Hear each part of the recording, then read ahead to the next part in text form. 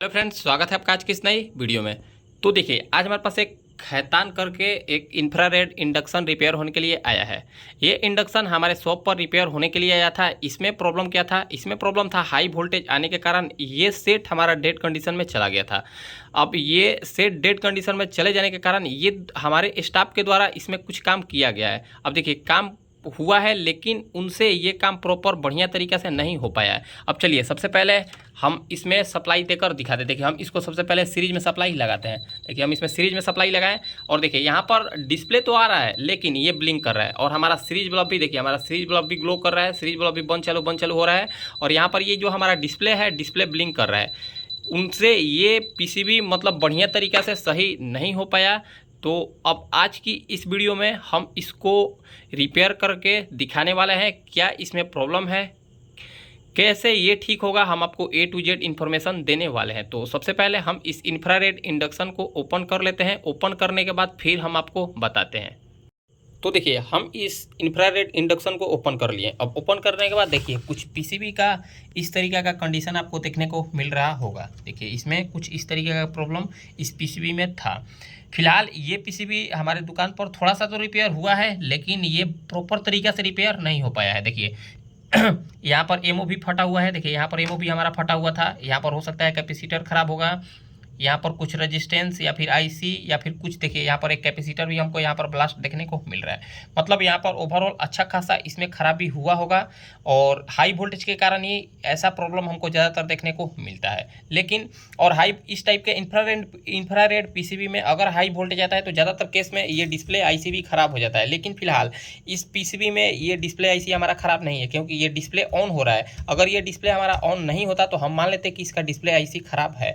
तो अब हम क्या करते हैं, फटाफट से इस दोनों पेज को खोलते हैं और इस पीसीबी को ऊपर की ओर करते हैं। फिर हम इसको स्टेप बाय स्टेप किस तरीके से रिपेयर होगा समझाने का प्रयास करेंगे।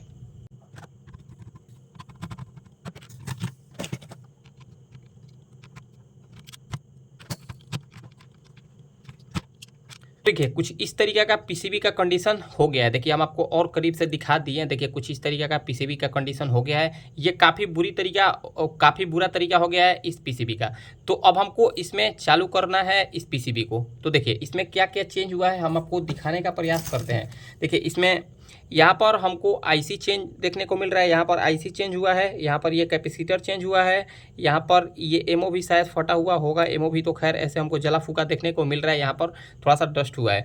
तो हम क्या करते हैं, सबसे पहले इसको क्लीन करते हैं। सबसे पहले हम इसको क्लीन करते हैं। क्लीन करने के बाद इसके इनपुट पर 2 वायर को जोड़ लेते हैं अपना सीरीज को, और उसके बाद इसको हम बताएंगे किस तरीक़े से रिपेयर होगा। तो देखिए, हम इसमें जैसा कि आपको पता है, हम इसमें इसके इनपुट लाइन में 2 वायर को जोड़ लिए हैं। इसमें हम इनपुट लाइन में 2 वायर को इसलिए जोड़े हैं क्योंकि जब तक हम इसमें सप्लाई नहीं देंगे तब तक हम इसमें कोई भी प्रॉब्लम को फाइंड आउट नहीं कर पाएंगे कि इसमें समस्या कहाँ से है। तो चलिए, हम इसमें अब सप्लाई देंगे। सप्लाई देने से पहले हमको 2-3 चीज़ चेक करना है। देखिए, इंफ्रारेड इंडक्शन में ज़्यादा कुछ होता नहीं है। इंफ्रारेड इंडक्शन में सिर्फ 2 ही सप्लाई बनता है, एक 5 वोल्ट बनता है और एक 18 वोल्ट बनता है। 5 वोल्ट यानी कि डिस्प्ले को ऑन करने के लिए, देखिए 5 वोल्ट इस डिस्प्ले को ऑन करने के लिए और इस आईसी को ऑन करने के लिए 5 वोल्ट की आवश्यकता होती है। और 18 वोल्ट इस फैन को, यानी कि इस फैन को रन कराने के लिए, इसमें 18 वोल्ट की आवश्यकता होती है। तो हमको क्या चेक करना है, हमको चेक करना है इसमें 2 वोल्ट, यानी कि 2 ही वोल्ट, 18 वोल्ट और 5 वोल्ट। अगर इसमें 18 वोल्ट बन जाएगा तो 5 वोल्ट ऑटोमेटिक बनेगा, क्योंकि 18 वोल्ट से ही इसमें 5 वोल्ट लगाकर 7805 लगाकर 18 वोल्ट को 5 वोल्ट में कन्वर्ट करा दिया जाता है। देखिए, इसमें आपको एक 7805 देखने को मिल रहा है। देखिए, यहाँ पर आपको एक 78L05 देखने को मिल रहा है। ये रहा इसका लोकेशन। यहाँ से ये वोल्टेज आउट होगा, यहाँ से ये हमारा 16 वोल्टेज, देखिए यहाँ पर लिखा हुआ है 16 वोल्टेज यहाँ से इन होगा। तो हमको क्या चेक करना है, फिलहाल तो हमारा सेट ये ऑन हो रहा है क्योंकि इसका डिस्प्ले ब्लिंक कर रहा है, हम आपको दिखा दिए। तो हमको क्या चेक करना है, सबसे पहले हमको इस कैपेसिटर पर, इस फिल्टर कैपेसिटर पर हमको 250 से 350 के बीच में सबसे पहले यहाँ पर वोल्टेज चेक करना है।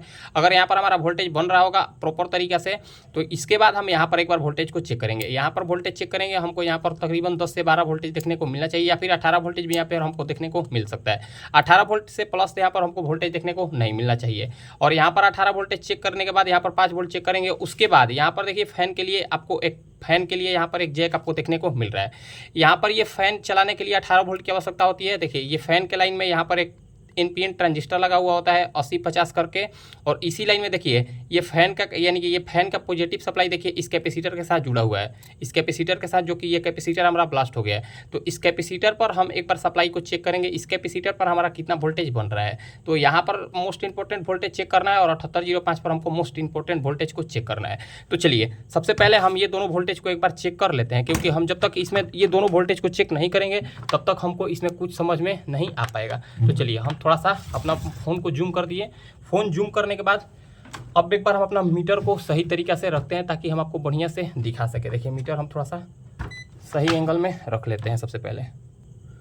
तो चलिए अब हम इसमें सप्लाई को देते हैं। देखिए सबसे पहले हम इसमें सप्लाई को दे दिए, हम इसमें सप्लाई दे दिए। अब सप्लाई देने के बाद अब हमको क्या चेक करना है, सप्लाई देने के बाद सबसे पहले अब हमको इसका सबसे पहले इस डीसी कैपेसिटर पर वोल्टेज को चेक करना है। यहाँ पर हमको कितना वोल्टेज देखने को मिल रहा है। तो देखिए हमको जैसा कि हम यहाँ पर आपको बताया है, इस फिल्टर कैपेसिटर पर हमको 250 से 350 के बीच में वोल्टेज देखने को मिलना चाहिए, जो कि यहाँ पर प्रॉपर वोल्टेज देखने को मिल रहा है। अब देखिए अब इसमें से फिर से सप्लाई को निकाल देते हैं।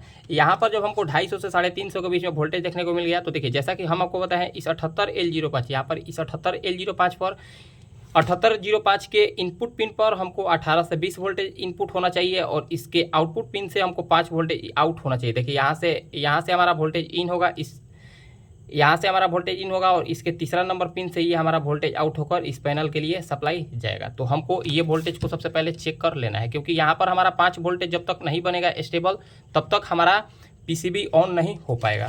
तो चलिए वैसे तो ये पीसीबी ऑन हो रहा है लेकिन इसका डिस्प्ले ब्लिंक कर रहा है, तो हमको मोस्ट इंपॉर्टेंट इस वोल्टेज को एक बार चेक कर लेना है। तो देखिए हम यहाँ पर इस ग्राउंड को हम यहाँ पर कॉमन कर लेंगे, यानी कि ग्राउंड का वायर हम यहाँ पर यहीं पर लगा देंगे। और देखिए यहाँ पर जब हम ग्राउंड को लगाएंगे तो इसके इनपुट पिन पर हम एक बार वोल्टेज को चेक कर लेते हैं, क्या इसके इनपुट पिन पर हमको वोल्टेज देखने को मिलता है या फिर नहीं। तो देखिए इसके इनपुट पिन पर हमको 31 वोल्टेज, देखिए 31 वोल्टेज, 25 वोल्टेज, 30 वोल्टेज ऐसा देखने को मिल रहा है। देखिए यहाँ पर वोल्टेज हमारा स्टेबल नहीं रह रहा है, यहाँ पर हमारा वोल्टेज बढ़ते जा रहा है, 31 वोल्टेज, 35 वोल्टेज, 37 वोल्टेज, देखिए ऐसे करते जा रहा है, जो कि ये हमारा वोल्टेज प्रॉपर गलत है। यहाँ पर हमको 18 वोल्टेज ज़्यादा से ज़्यादा वोल्टेज देखने को मिलना चाहिए। और यहाँ पर जब हमारा वोल्टेज ज़्यादा देखने को मिलेगा तो जाहिर सी बात है कि इसके आउटपुट पर भी हमको वोल्टेज ज़्यादा देखने को मिलना चाहिए। देखिए यहाँ पर हमारा 17 वोल्टेज आउट हो रहा है। अब जब हमारा यहाँ पर 17 वोल्टेज आउट हो रहा है तो यहाँ पर ये वोल्टेज हमारा इस आईसी को ख़राब कर देगा। अगर इसको हम ज़्यादा देर तक रखते हैं, तो यहाँ पर ये हमारा 110% आईसी ख़राब हो जाता है, मेन आईसी। तो हम बढ़िया किए हैं कि हम इसको बाहर निकाल दिए। अब उसके बाद हम आपको एक वोल्टेज और चेक करना पता है इस कैपेसिटर पर। देखिए इस कैपेसिटर पर हमको वोल्टेज चेक करना था, तो हम इस कैपेसिटर पर एक बार वोल्टेज को चेक कर लेते हैं। यहाँ पर हमको कितना वोल्टेज देखने को मिल रहा है, तो एक बार हम यहाँ पर भी वोल्टेज को चेक कर लेते हैं। यहाँ पर हमको कितना वोल्टेज देखने को मिल रहा है, तो देखिए नहीं मिल रहा है, यहाँ पर हमको कोई भी वोल्टेज देखने को नहीं मिल रहा है। जबकि इस कैपेसिटर पर देखिए, या इस कैपेसिटर पर जबकि हमको यहाँ पर वोल्टेज देखने को मिल रहा है, इस कैपेसिटर पर हमको वोल्टेज देखने को मिल रहा है, लेकिन यहाँ पर हमको वोल्टेज देखने को नहीं मिल रहा है। यहाँ पर आखिर यहाँ पर ये हमारा क्यों वोल्टेज देखने को नहीं मिल रहा है, क्या इसमें और भी कहीं प्रॉब्लम है। तो देखिए यहाँ पर वोल्टेज चेक कराते हैं, यहाँ पर 25 वोल्टेज, देखिए यहाँ पर 15 वोल्टेज यहाँ पर, यानी कि वोल्टेज हमारा स्टेबल नहीं रह रहा है। देखिए यहाँ पर ये हमारा वोल्टेज स्टेबल नहीं रह रहा है। अब वोल्टेज स्टेबल नहीं रहने का कारण क्या है, अब इस कारण को हम एक बार देख लेते हैं। यहाँ पर वोल्टेज स्टेबल नहीं रहने का कारण ये भी एक हो सकता है। देखिए यहाँ पर ये हमारा वोल्टेज स्टेबल नहीं रहने का कारण ये भी एक हो सकता है। यहाँ पर अगर हमारा ग्राउंड मिस हो जाएगा, देखिए यहाँ से अगर हमारा ग्राउंड मिस हो जाएगा, तो भी यहाँ पर हमारा वोल्टेज बढ़ जाएगा। यानी कि यहाँ पर ही हमारा वोल्टेज बढ़ जाएगा, यहाँ से हमारा वोल्टेज ज़्यादा बताएगा और ग्राउंड हमारा चारों तरफ जाएगा तो यहाँ से हमारा वोल्टेज प्रॉपर दिखाने लगेगा। लेकिन चेक कर रहे हैं तो यहाँ पर हमको 15 वोल्टेज 37 वोल्टेज आउटपुट देखने को मिल रहा है। और यहाँ से इस ग्राउंड से हम एक बार वोल्टेज को चेक करते हैं तो यहाँ पर हमको 15 वोल्टेज आउटपुट देखने को मिल रहा है। लेकिन यहाँ तक तो हमारा वोल्टेज देखने को मिलेगा, लेकिन इस कैपेसिटर पर हमको वोल्टेज देखने को नहीं मिल रहा है। तो अब हम क्या करते हैं, यहाँ से ग्राउंड लेकर और इसके प्लस पिन पर वोल्टेज देखते हैं, क्या यहाँ से ग्राउंड लेने के बाद यहाँ पर हमारा वोल्टेज आ रहा है या फिर नहीं। अगर यहाँ से ग्राउंड लेने के बाद अगर यहाँ पर हमारा वोल्टेज आ जाएगा तो हम जान लेंगे कि यहाँ से हमारा ग्राउंड मिस है, कोई प्रिंट यहाँ पर डैमेज होगा। और अगर यहाँ से ग्राउंड लेने के बावजूद भी यहाँ पर अगर हमारा वोल्टेज नहीं आ रहा होगा तो हो सकता है ये हमारा स्विचिंग ट्रांसफार्मर खराब हो या फिर आईसी खराब हो सकता है। तो एक बार हम फिर से इस वोल्टेज को जांच कर लेते हैं, क्या इसमें वो वोल्टेज बन रहा है या फिर नहीं। तो देखिए ऐसा प्रॉब्लम ऐसा प्रॉब्लम कम ही देखने को मिलता है, ऐसा प्रॉब्लम छेड़ा हुआ पीसीबी में देखने को मिलता है। तो देखिए यहाँ से जैसे ही हम वोल्टेज को चेक करें तो यहाँ पर हमको 25-26 वोल्टेज देखने को मिल रहा है, और जैसे ही हम ग्राउंड को यहाँ कर दे रहे हैं तो देखिए यहाँ पर हमको 15 वोल्टेज देखने को मिल रहा है। ये 15 वोल्टेज हमारा प्रॉपर सही है। और देखिए जैसे ही हम यहाँ पर वोल्टेज चेक करें तो यहाँ पर हमको कोई भी वोल्टेज देखने को नहीं मिल रहा है, लेकिन जैसे ही हम यहाँ पर ग्राउंड से रख के चेक करते हैं तो देखिए ग्राउंड से रख कर चेक करें तो यहाँ पर हमको 17 वोल्टेज 18 वोल्टेज 19 वोल्टेज प्रॉपर देखने को मिल रहा है। तो देख लेते हैं, हमको ऐसा लग रहा है कि इसमें कहीं ना कहीं ग्राउंड जरूर मिस है। देखिए हमको ऐसा लग रहा है कि कहीं ना कहीं इसमें ग्राउंड जरूर कहीं मिस है। तो अब हम क्या करते हैं, हो सकता है इस कैपेसिटर के पास ही कहीं ग्राउंड मिस हुआ होगा, कोई ट्रैक टूटा होगा जो हमको समझ में नहीं आ रहा है। तो देखिए हम कंटिन्यूटी पर रखने के बाद यहाँ से हम एक बार यहाँ पर चेक करते हैं। देखिए यहाँ से हम यहाँ पर चेक करते हैं तो देखिए यहाँ पर हमको कोई भी रीडिंग देखने को नहीं मिल रहा है। यहाँ से यहाँ पर हमको कोई भी रीडिंग देखने को नहीं मिल रहा है। यहाँ से यहाँ चेक करते हैं तो यहाँ पर भी कोई भी हमको रीडिंग देखने को नहीं मिल रहा है। मतलब कि हो सकता है क्या, हमको अब समझ में आ गया प्रॉब्लम क्या है। हमको ऐसा लग रहा है कि यहाँ पर ये जो हमारा ट्रैक है, यहाँ पर ये ट्रैक हमारा ओपन हो गया है। इस कैपेसिटर निकालने के कारण देखिए यहाँ पर ये हमारा कैपेसिटर हो सकता है निकालने के कारण ये हमारा प्रिंट डैमेज हो गया होगा। ये कैपेसिटर निकालने के कारण हो सकता है ये प्रिंट डैमेज हो गया होगा, और प्रिंट डैमेज हो जाने के कारण ही हमको प्रॉब्लम ऐसा देखने को मिल सकता है। ज़रूरी नहीं है कि प्रॉब्लम यही है, हो सकता है आपको मानना है। कभी भी जब तक आपका प्रॉब्लम सॉल्व नहीं होता है तब तक आपको मानना ही है, और जब आपका प्रॉब्लम सॉल्व हो जाए तब आपको मान लेना है कि हाँ ये हमारा एक्चुअल में प्रॉब्लम यहीं से था। लेकिन अभी हम इसको डाउट के बेस पर एक बार सोल्डरिंग करके देख लेते हैं। हो सकता है यहाँ से ये हमारा प्रॉब्लम क्रिएट हुआ होगा। ये स्टाफ के निकालने में हो सकता है कुछ ना कुछ कमी हुआ होगा, इसी के कारण ऐसा प्रॉब्लम देखने को मिल रहा है। देखिए अब यहाँ से यहाँ पर हम ग्राउंड को चेक करते हैं तो देखिए यहाँ से यहाँ पर हम ग्राउंड चेक करें तो बता रहा है। यहाँ से यहाँ पर हम एक बार ग्राउंड को चेक कर लेते हैं, यहाँ से यहाँ पर भी हमारा ग्राउंड बताने लगा। मतलब कि यहाँ तक अभी हमको प्रॉब्लम ठीक देखने को मिला। अब एक बार फिर से सप्लाई दे देते हैं। देखिए अब हम इसमें फिर से एक बार सप्लाई को दे दिए। सप्लाई देने के बाद अब एक बार हम वोल्टेज को यहाँ पर चेक कर लेते हैं, क्या यहाँ पर हमारा वोल्टेज स्टेबल हुआ या फिर नहीं। तो देखिए यहाँ पर हमको 15 वोल्टेज 16 वोल्टेज, देखिए अभी भी हमारा वोल्टेज प्रॉपर तो स्टेबल नहीं रह रहा है, वोल्टेज कम ज़्यादा हो रहा है। लेकिन उस टाइम 37 वोल्टेज बता था, अब 15 वोल्टेज बता रहा है। इसके आउटपुट पर हम एक बार वोल्टेज को चेक कर लेते हैं। तो देखिए इसके आउटपुट पर तो वोल्टेज हमारा स्थिर हो गया 5.054 करके, यहाँ पर हमारा आउटपुट पर वोल्टेज स्टेबल हो गया। ये हमारा वोल्टेज प्रॉपर हो गया है। यहाँ पर हम एक बार 18 वोल्टेज को चेक कर लेते हैं, क्या यहाँ पर हमको 18 वोल्टेज देखने को मिला या फिर नहीं। तो देखिए फिलहाल हमको यहाँ पर इसीलिए कोई भी वोल्टेज देखने को नहीं मिल रहा है। देखिए फिलहाल हमको यहाँ पर इसीलिए कोई भी वोल्टेज देखने को नहीं मिल रहा है क्योंकि यहाँ पर ये जो हमारा डायोड है, यहाँ पर ये वाला हमारा डायोड खराब है। तो हम क्या करते हैं, सबसे पहले हम इसमें एक डायोड को लगा लेते हैं। तो देखिए यहाँ पर ये जो कैपेसिटर लगा हुआ था फैन का जो सप्लाई जाता है, यहाँ पर देखिए वैल्यू भी यहाँ पर लिखा हुआ है, यहाँ पर किस वैल्यू का कैपेसिटर लगेगा। देखिए 220 यूएफ 25 वोल्ट का यहाँ पर कैपेसिटर लगेगा। फिलहाल हम इसमें कितना वोल्ट का कैपेसिटर को लगा रहे हैं दिखा देते हैं। देखिए हम इसमें 100 यूएफ, देखिए हम इसमें 100 यूएफ 25 वोल्ट का कैपेसिटर को लगा रहे हैं, क्योंकि देखिए जब तक हम इसमें कैपेसिटर को नहीं लगाएंगे तब तक ये वोल्टेज हमारा प्योर डीसी वोल्टेज में कन्वर्ट नहीं होगा, और जब तक यहाँ पर हम कैपेसिटर नहीं लगाएंगे कोई भी हमको वोल्टेज देखने को नहीं मिलेगा। तो चलिए हम इसमें इस कैपेसिटर को लगा लेते हैं। देखिए यहाँ पर 220 यूएफ 100 यूएफ कोई सा भी कैपेसिटर को लगा सकते हैं। सिर्फ वो 25 वोल्ट या फिर 35 वोल्टेज का होना चाहिए, मतलब वो 25 वोल्टेज से ऊपर होना चाहिए, 25 वोल्टेज से नीचे नहीं होना चाहिए। क्योंकि अगर वो कैपेसिटर 25 वोल्ट से कम नीचे होगा तो वो आपका कैपेसिटर फट जाएगा। इस चीज़ पर आपको विशेष ध्यान रखना है। अब हम अपना फ़ोन को जूम कर लेते हैं। देखिए थोड़ा सा हम अपना फ़ोन को जूम इसलिए कर रहे हैं ताकि हम आपको क्लियर दिखा सके। देखिए ताकि हम आपको क्लियर दिखा सके। अब हमको क्या चेक करना है, यहाँ पर तो हमारा वोल्टेज प्रॉपर बनने लगा, लेकिन यहाँ पर हमको 18 वोल्टेज चेक कर लेना है। अगर यहाँ पर हमारा 18 वोल्टेज बनने लगेगा तो हम एक बार क्या करेंगे, हम इसमें डिस्प्ले पैनल को भी लगा कर देख लेंगे क्या यहाँ पर हमारा अब ये प्रॉब्लम सॉल्व हुआ या फिर प्रॉब्लम सॉल्व नहीं हुआ। तो देखिए अब यहाँ पर हम सीधा वोल्टेज को चेक करते हैं, क्या यहाँ पर हमको प्रॉब्लम यहाँ पर हमको सही वोल्टेज देखने को मिला या फिर नहीं। तो देखिए यहाँ पर हमको 28 वोल्टेज देखने को मिल रहा है। देखिए यहाँ पर हमको 28 वोल्टेज देखने को मिल रहा है। ये 28 वोल्टेज जो हमको देखने को मिल रहा है, ये हमारा वोल्टेज कुछ ज़्यादा ही देखने को हमको लग रहा है। ये वोल्टेज यहाँ पर हमको 18 वोल्टेज 20 वोल्टेज होना चाहिए, या फिर हो सकता है ये हमारा वोल्टेज फाल्स हो, क्योंकि हो सकता है हम इसमें फैन का लोड दें तो ये वोल्टेज हमारा कम हो जाए। इस चीज़ को भी हम चेक करेंगे। देखिए 18 पर हमारा बन रहा था, इसी के कारण ये हमारा कैपेसिटर फिर से ब्लास्ट कर गया, क्योंकि इसमें कैपेसिटर 25 वोल्ट का ही लगा था और ये 28 वोल्टेज हमारा आउटपुट कर रहा था, तो ये हमारा वोल्टेज गलत था। तो इसका कारण क्या है, इसका कारण देखिए हम आपको समझाने का प्रयास करते हैं। हम इसमें से सप्लाई को निकाल दिए। इसका कारण दो चीज़ हो सकता है। देखिए इसका कारण दो चीज़ हो सकता है। यहाँ पर एक जो जेनर डायोड लगा हुआ है, यहाँ पर ये जो जेनर डायोड लगा हुआ है, ये हमारा जेनर डायोड खराब हो जाने के कारण भी ऐसा प्रॉब्लम देखने को मिलेगा। लेकिन ये हमारा जेनर डायोड 5 वोल्ट का होता है, ये हमारा जेनर डायोड 5 वोल्ट का होता है। तो इसका सबसे बड़ा रीजन ये होगा कि यहाँ पर ये जो आईसी हमारा लगा हुआ है, इसमें आईसी किस नंबर का लगा हुआ है हम इस चीज़ को भी देख लेते हैं, क्योंकि आईसी अगर गलत लगेगा तो भी हमारा वोल्टेज बढ़ जाएगा। तो देखिए इसमें आईसी हमारा वाइपर 12A करके लगा हुआ है। देखिए इसमें आईसी वाइपर 12A करके लगा हुआ है, तो हो सकता है ये हमारा आईसी इसमें सूटेबल नहीं बैठ रहा होगा, क्योंकि इंफ्रारेड इंडक्शन में ज़्यादातर हम अभी के ज़्यादातर मॉडल में इंफ्रारेड इंडक्शन में एक 80-12 करके आईसी आ रहा है। 80-12 करके जो आईसी आ रहा है, हो सकता है वो आईसी खराब हो, वो आईसी लगेगा इसमें। तो वैसे तो इसमें वाइपर 12A आईसी लगा हुआ है, अगर वाइपर 12A आईसी भी सूटेबल नहीं बैठेगा, अगर इसमें वाइपर 12A अगर आईसी मैच नहीं करेगा, फिर भी यहाँ पर हमारा वोल्टेज बढ़ जाएगा। तो एक बार हम इस जेनर डायोड को चेक कर लेते हैं। फिलहाल ये तो जेनर डायोड 5 वोल्ट का है, तो ये जेनर डायोड से हमको कोई प्रॉब्लम होना नहीं चाहिए। फिर भी हम एक बार इस जेनर डायोड को चेक कर लेते हैं। देखिए ये हमारा जेनर डायोड प्रॉपर ओके बता रहा है। जेनर डायोड जब हमारा प्रॉपर ओके बता रहा है, तो अब हम क्या करेंगे, अब हम सीधा इसमें कुछ नहीं करेंगे। इसमें तो हमारा सप्लाई प्रॉपर बनने लगा, ये तो हम जान गए, लेकिन सप्लाई ज़्यादा बन रहा है। सप्लाई ज़्यादा बनने का कारण क्या है, ये हमारा सप्लाई ज़्यादा बनने का कारण हमको आईसी पर डाउट जा रहा है। तो हम फटाफट इस आईसी को निकालते हैं।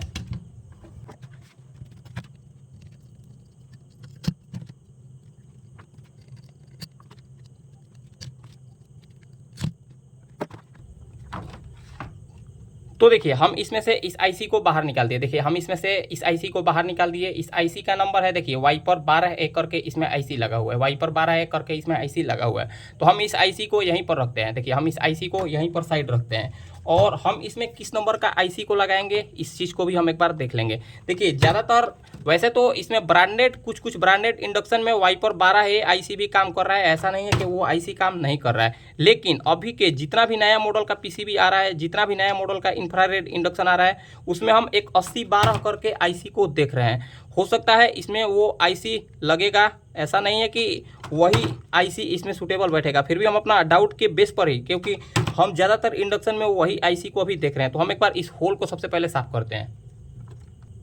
तो देखिए हम इसका सारा होल को बढ़िया से साफ कर दिया। अब हम आपको बताते हैं किस नंबर का हम इसमें आईसी डालने वाले हैं। तो देखिए ये रहा इसमें आईसी, जो कि ज़्यादातर इंडक्शन में, अभी ज़्यादातर इंफ्रारेड इंडक्शन में हमको यही आईसी देखने को मिल रहा है। देखिए AP8012, देखिए AP8012 करके ये हमको आईसी देखने को मिल रहा है। ये 8012 ये जो आईसी है ज़्यादातर डीटीएच में आपको देखने को मिलेगा। 8012 करके ये जो हमारा आईसी है, ये ज़्यादातर डीटीएच में देखने को मिलेगा। डीटीएच फ्री डिश का जो डीटीएच होता है उसमें आपको देखने को मिलेगा।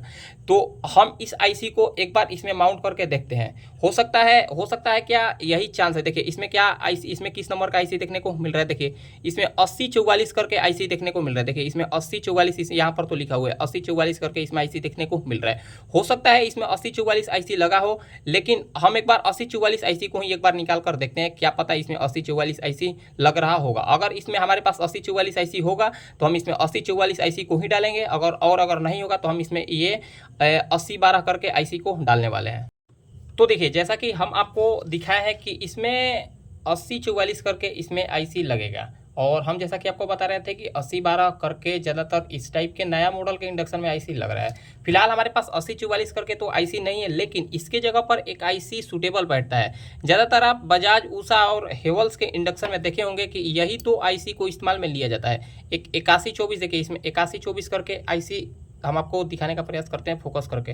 देखिए 8124, देखिए यहाँ पर 8124 करके ये आईसी है। ये 8124 और 8044 ज़्यादातर उषा बजाज और हेवल्स के इंडक्शन में आप लोग देख रहे होंगे। ज़्यादातर उषा बजाज और हेवल्स के इंडक्शन में आप लोग देख रहे होंगे एक 8044 और 8124 करके आईसी ज़्यादातर इस्तेमाल में होता है, और ये दोनों एक दूसरे की जगह पर सूटेबल बैठ जाता है। तो फिलहाल हम इसमें, मेरे पास तो अभी 8044 करके आईसी अवेलेबल नहीं है, लेकिन यहाँ पर एक हमारे पास एक 8124 करके एक पुराना स्क्रैप बोर्ड से हमारे पास, यानी कि एक स्क्रैप बोर्ड से हमको एक 8124 आईसी पुराना देखने को मिला।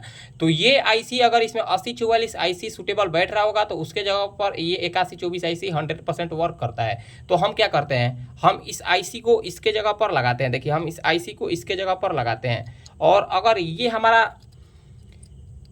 आईसी इसमें पहले से 8124 लगा होगा तो ये हमारा आईसी प्रॉपर वर्क करेगा, इसमें कोई भी हमको प्रॉब्लम देखने को नहीं मिलेगा। तो चलिए हम इसको सबसे पहले बढ़िया से लगा लेते हैं।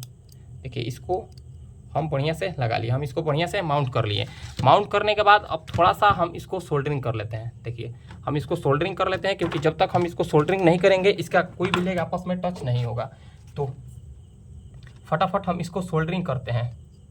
सोल्डिंग करने के बाद हम यहाँ पर वोल्टेज को चेक कर लेंगे, क्योंकि यहाँ पर कैपेसिटर पर वोल्टेज 19 वोल्ट के कैपेसिटर पर वोल्टेज हमारा ज़्यादा बन रहा था, 28 वोल्टेज 30 वोल्टेज बन रहा था, उसी के कारण हमारा कैपेसिटर ब्लास्ट हो गया है। आप वीडियो के बीच में देखे होंगे। तो ये कोई बड़ी बात नहीं है, कैपेसिटर ब्लास्ट होता है। अगर आप इलेक्ट्रॉनिक काम करते हैं तो ऐसा केस आपको देखने को मिलेगा ही मिलेगा, ये कोई बड़ी चीज़ नहीं है। तो चलिए हम इसमें तो अब हम इसमें आईसी को लगा लिए। आईसी देखिए सही डायरेक्शन में हम लगाए हैं, आईसी का कट इधर है, 1 नंबर पिन इधर है, तो आईसी हम सही डायरेक्शन में लगाए हैं, इसमें हमको कोई सोचने वाली बात नहीं है। अब हमको एक बार वोल्टेज चेक कर लेना है, क्या अब हमारा ये वोल्टेज प्रॉपर हुआ या फिर नहीं। अगर हमारा वोल्टेज वेरी होगा तो हम समझ लेंगे कि अभी भी इसमें कहीं प्रॉब्लम है, और अगर हमारा वोल्टेज वेरी नहीं होगा तो हम समझ लेंगे कि हमारा प्रॉब्लम सॉल्व हो गया। तो देखिए अब हमारा वोल्टेज यहाँ पर कितना देखने को मिल गया। देखिए यहाँ पर अब हमको 12 वोल्टेज देखने को मिल गया। देखिए 12 वोल्टेज यहाँ पर हम डायरेक्ट सटा कर देखते हैं, यहाँ पर अब हमको 12 वोल्टेज प्रॉपर देखने को मिल गया। थोड़ा सा वोल्टेज 1-2 वोल्टेज वेरी हो रहा है। देखिए यहाँ पर हमारा थोड़ा सा वोल्टेज वेरी हो रहा है। अब ये वोल्टेज क्यों वेरी हो रहा है हम इस चीज़ को भी एक बार चेक कर लेंगे। देखिए लेकिन यहाँ पर हमारा वोल्टेज प्रॉपर बन गया। अब इसके आउटपुट पर हम सप्लाई को चेक कर लेते हैं, क्या हमको यहाँ पर आउटपुट पर सप्लाई देखने को मिल रहा है। तो देखिए इसके आउटपुट पर हमको 5 वोल्टेज स्टेबल देखने को मिल गया, जो कि उस टाइम भी हमको देखने को मिल रहा था। 5.55 वोल्टेज स्टेबल देखने को मिल गया। और इसके 18 वोल्टेज के लाइन पर हम एक बार वोल्टेज को चेक कर लेंगे। तो देखिए यहाँ पर अभी हमारा कोई भी वोल्टेज नहीं बन रहा है। अब यहाँ पर हमारा कोई भी वोल्टेज इसलिए नहीं बन रहा है, देखिए यहाँ पर हमारा कोई भी वोल्टेज इसलिए नहीं बन रहा है क्योंकि यहाँ पर ये जो कैपेसिटर लगा हुआ था, ये कैपेसिटर ब्लास्ट हो गया है उस टाइम वोल्टेज ज़्यादा बनने के कारण। तो हम इस कैपेसिटर को एक बार बाहर निकाल लेते हैं। जब तक हम इसमें कैपेसिटर को नहीं लगाएंगे नया, तब तक ये हमारा 19 वोल्ट का सप्लाई पर कोई भी वोल्टेज देखने को नहीं मिलेगा। तो चलिए हम इसमें से कैपेसिटर को निकालते हैं। देखिए हम इसमें इस कैपेसिटर को निकाल लिए। इसके बदले देखिए, इसके बदले हम इसमें एक 100 UF 25 वोल्टेज का कैपेसिटर को लगाने वाले। देखिए 100 UF 25 वोल्ट का इसमें कैपेसिटर को लगाने वाला है, जबकि इसमें पहले से 22 देखिए 220 UF 25 वोल्ट का कैपेसिटर लगेगा। फिर भी हम इसमें 100 UF 25 वोल्टेज का कैपेसिटर को लगाने वाले हैं। कोई भी दिक्कत नहीं है, प्रॉपर वर्क करेगा। इसका वोल्टेज 25 वोल्टेज से नीचे नहीं होना चाहिए। अगर 25 वोल्टेज से नीचे अगर इसमें कैपेसिटर को लगाइएगा तो फिर से आपका कैपेसिटर ब्लास्ट हो जाएगा, क्योंकि यहाँ पर तो 18-19 वोल्टेज ऑलरेडी बन रहा है। तो उससे अगर आप कम वैल्यू का कैपेसिटर लगाइएगा तो फिर से कैपेसिटर ब्लास्ट होगा, जैसा कि अभी ब्लास्ट हुआ है। इस टाइम क्या हो रहा था, उस टाइम तो वोल्टेज कैपेसिटर का बढ़ा, इसीलिए कैपेसिटर पर 19 वोल्टेज से ज़्यादा 28 वोल्टेज बनने लगा था, इसीलिए ये हमारा कैपेसिटर फट गया था। तो फिलहाल आपको 25 वोल्टेज से कम कैपेसिटर, तो 25 वोल्टेज का कम वैल्यू का कैपेसिटर को आप इसमें ना लगाएं।